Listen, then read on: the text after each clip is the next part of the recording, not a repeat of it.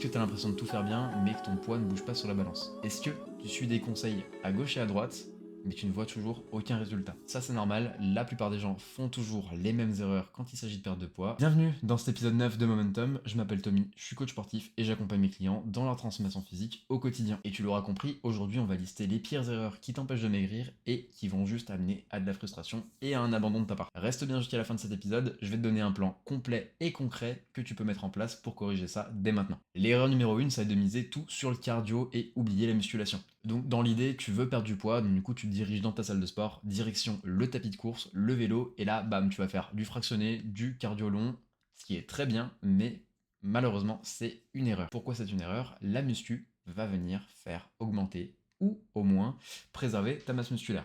Et on le sait, plus de masse musculaire est égal à une plus grosse dépense calorique. Le deuxième problème, c'est que, évidemment, le cardio va aider à perdre du poids, mais cependant, sans la musculation, le problème étant que tu vas pas perdre seulement du gras, mais aussi du muscle, parce que tu auras une déficience au niveau de l'activation musculaire, notamment du haut du corps, etc. Le résultat dans tout ça, c'est que tu vas ralentir ton métabolisme et que tu vas avoir une reprise de poids dès que tu vas commencer à relâcher un peu tes efforts. Ce que je vais te proposer comme solution, ça va être de prioriser la musculation en intégrant 3 à 4 séances par semaine de renfo. À côté de ça, tu pourras faire un petit peu de cardio quand même en complément, c'est pas un problème, même c'est bon à prendre. Et si t'as pas le temps de t'entraîner, tu peux faire 20, 30, 40 minutes de musculation, ça sera toujours supérieur à une heure de cardio en termes de dépenses caloriques. La deuxième erreur, ça va être de vouloir réduire tes calories beaucoup trop rapidement. Tu veux perdre du poids vite, c'est une très bonne chose, mais le problème c'est que tu passes de 2500 calories à 1200 du jour au lendemain. Et ça, évidemment, je pense que tu l'auras compris, c'est une très mauvaise idée. Et ça, pourquoi c'est une erreur? Tout simplement parce que ton corps va s'adapter et du coup va ralentir ton métabolisme pour dépenser un peu moins d'énergie.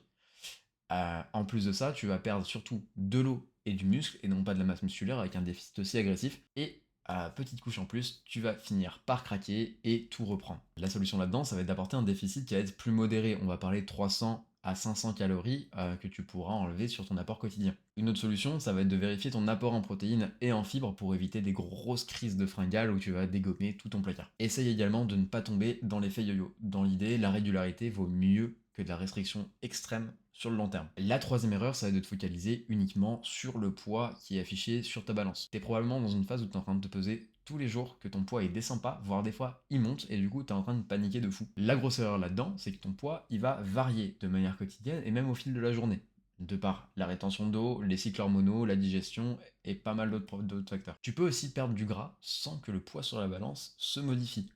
Si tu prends un peu de masse musculaire à côté, forcément ça va compenser les pertes et du coup tu vas avoir un poids qui va se stabiliser sur le long terme. Le troisième point qui me fait dire que tu devrais t'éloigner de ta balance de manière quotidienne, ça va être aussi que tu vas te focaliser uniquement sur le poids qui est affiché là-dessus et ça peut démotiver pour rien et du coup tu vas arrêter de faire tes efforts. Les solutions que je vais avoir pour toi, ça va être de regarder d'autres facteurs, des photos, des mensurations et comment, pourquoi pas, tes vêtements vont. Si t'as perdu une taille de pantalon, forcément c'est que t'as perdu du poids. Tu peux aussi te concentrer uniquement sur d'autres facteurs qui vont être tes performances, ton énergie et ton bien-être au quotidien. L'erreur numéro 4, ça va être de trop compter sur tes compléments alimentaires. Si tu penses sur les brûlures de graisse, les compléments détox ou certaines pilules miracles sorties de nulle part vont t'aider, j'ai une mauvaise nouvelle pour toi, c'est surtout ton portefeuille qui va maigrir. Pourquoi est-ce que c'est une erreur? On l'a vu la semaine dernière dans le podcast qui a été consacré aux compléments alimentaires.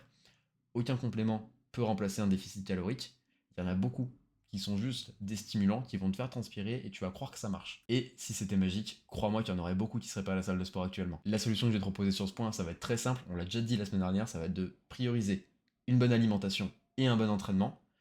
Pourquoi pas prendre des compléments alimentaires qui vont être un peu plus utiles, comme les oméga 3, la vitamine, la whey, pourquoi pas, et le magnésium. Tu peux aussi investir auprès d'un expert dans ces domaines-là. Tu peux aller voir un coach ou un nutritionniste pour t'aider sur les plans où tu as un petit peu de mal. La cinquième et dernière erreur, c'est ton manque de patience qui te fait abandonner beaucoup trop tôt. Si tu as commencé un plan d'entraînement il y a 2 semaines et que tu es déjà en train d'abandonner parce que tu vois pas de résultat, tu es en train d'abandonner beaucoup trop tôt et c'est sûrement la pire erreur que tu peux faire. Tu as sûrement pris ton poids sur plusieurs années, ne t'attends pas à le reperdre en 15 jours. Tes premiers résultats seront pas visibles immédiatement malheureusement, mais sache que ça bosse en interne et du coup tu es en train de créer des bases solides pour la suite et pour obtenir tes résultats. Faut bien que tu comprennes que si tu changes de stratégie toutes les semaines, tu vas redémarrer de zéro à chaque fois. La première solution que je vais avoir pour toi, ça va être de te fixer au moins 3 mois avant de pouvoir juger d'une méthode. Tu peux également suivre des indicateurs qui vont être différents que le poids, on l'a déjà vu tout à l'heure, énergie, forme, force, et surtout ne sois pas esclave des tendances que tu vois sur les réseaux sociaux, reste sur des bases qui fonctionnent, tu verras, ça ira tout seul. On arrive doucement à la fin de cet épisode, merci de m'avoir écouté, je vais te rappeler rapidement les 5 points qu'on a évoqués, qui sont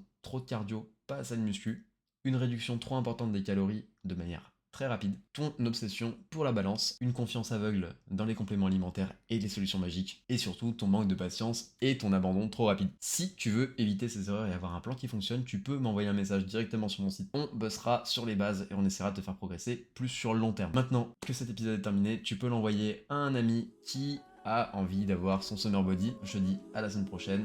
Salut!